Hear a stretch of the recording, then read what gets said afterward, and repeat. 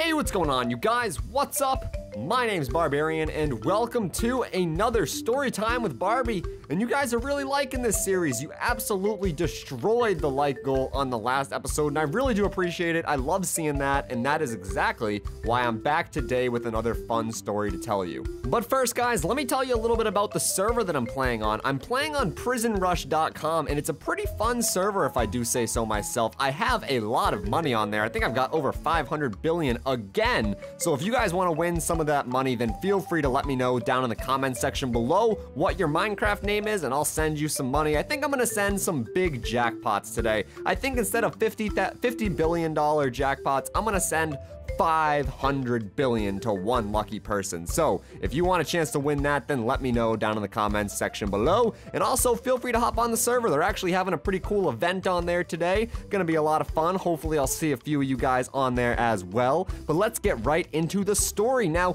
first off, I feel like we should define what a prank is, because there's been a lot of hoopla on the internet around what is a prank and what's a social media experiment or a social experiment. I don't even know what those are called. Sometimes it's just people being complete jerks, and they think that because they have a camera and they can call it a social experiment, that somehow means that society's laws don't apply to them. But unfortunately for them, they're wrong. And honestly, I define a prank as something that really is harmless. It doesn't hurt anybody. It doesn't cause any bodily harm. It doesn't cause people to really think their life is in danger. It's just something that you do to get back at somebody for an April Fool's joke. You know, that's the type of prank that I'm talking about here, guys. So if you guys are thinking that I'm gonna be running up to people and pretending I'm a hitman or something like that, I'm sorry to say, nothing that extreme. But I do want to tell you about one of the biggest pranks that I myself have ever read about, and it's something that I think a lot of you guys may have heard about if you actually do live in the California area, and that is the time that a guy, I don't know exactly what his motivation was. I'm assuming it was for artistic purposes and just to say he did it. But if you guys don't know, there's a highway in California called the I-5, and basically it connects via other highways. So when there's a sign for the I-5, it tells you where the exit is, etc. Now, one of these signs was actually wrong. It didn't have a display for the I-5 exit. Therefore, it was kind of a point of contention for a long time where people were kind of confused, but no one really fixed it, so it just kind of stayed that way. And what one artist did was he decided to take things into his own hands, and he got himself an orange construction suit vest, a white hard hat, and he made himself an I-5 North sign, walked up to the I don't want to call it the on-ramp or the large ginormous sign. You know those green signs that hang above the highway and they tell you where to go? Yeah, he climbed up on one of those from the side of the road, walked over the scaffolding, and then just started installing his own correction to the signs. And the best part about this is, not only did nobody notice in the immediate time, but also they figured it out 8 years later. So this guy was driving down I-5 every day to work, just passing by the sign that he so happened to just climb up on and attach a correction to. And I mean, I gotta be honest, that's probably one of the best signs or the best pranks that I've ever heard of, because not only does it not help or not hurt anybody, it actually helps a lot of people by fixing a kind of an error.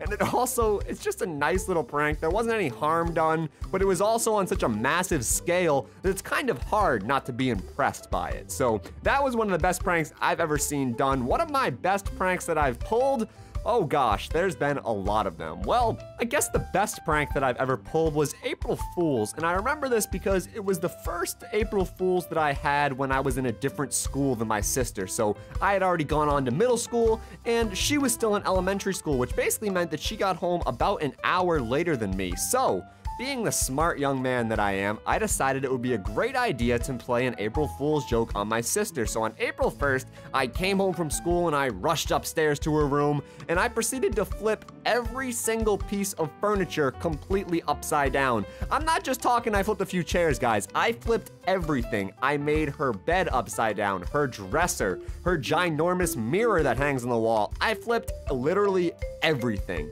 And I don't want to try and brag or anything like that, but I'm not gonna lie, this was a really impressive prank for only an hour.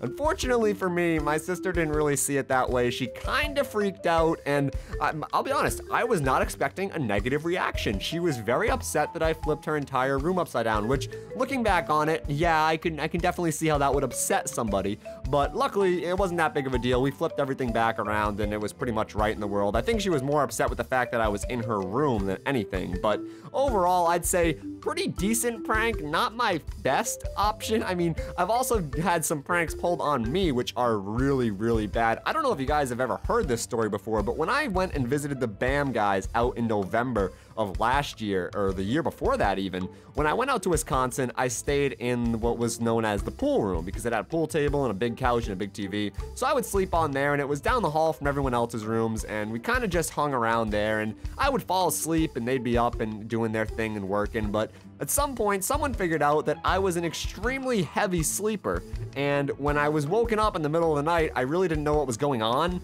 and I'd kind of freak out a little bit. So what Steven then decided to do when they figured that out was take their camera, their light, some shaving cream, and a loud blowhorn, and proceed to screw with me for the next couple of days. And it wasn't a lot of fun for me, but I tell you what, it was a lot of fun for them. And to be honest, I don't remember half of the times they woke me up. I'm serious, I really don't. I thought that I was gonna remember them when they told me about it, but even then, sometimes they'd wake me up, or I'd wake up in the next morning and I'd talk to them and they'd be like, so, how'd you sleep? And right then I knew, oh God, what'd you guys do to me? One time, they even tried to trick me. And what they did was they put shaving cream all over my face, and I slapped it away, and that landed on my face, and I slept with that, so that was kind of cool. But also, they told me the cat pooped on me, which was kind of annoying because Cosmo was sleeping right next to me, which is, oh, so cute. He's such a cute cat. Oh, such a cute cat. And Cosmo was sleeping next to me, and I was thinking to myself, oh God, I don't want Cosmo to poop. So when they said that to me in the middle of the night, I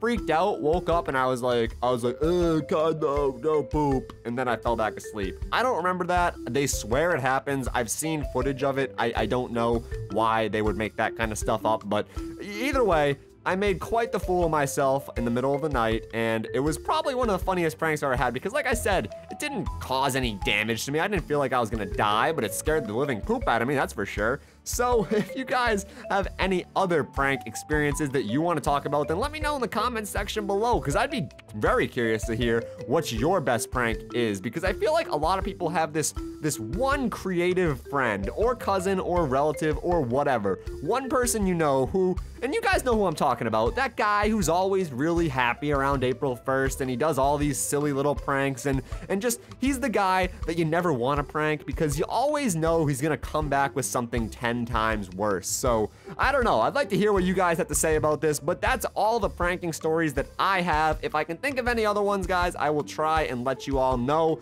but for now, I think that's gonna end this video. If you like this video and you want to see more, don't forget to slap that like button, guys, and also let me know in the comment section below your Minecraft in-game name, and I may just give away $500 billion to you. So thank you guys so much for watching. Don't forget to check out prisonrush.com. The IP is in the description. And as always, guys, my name's Barbarian. Peace out.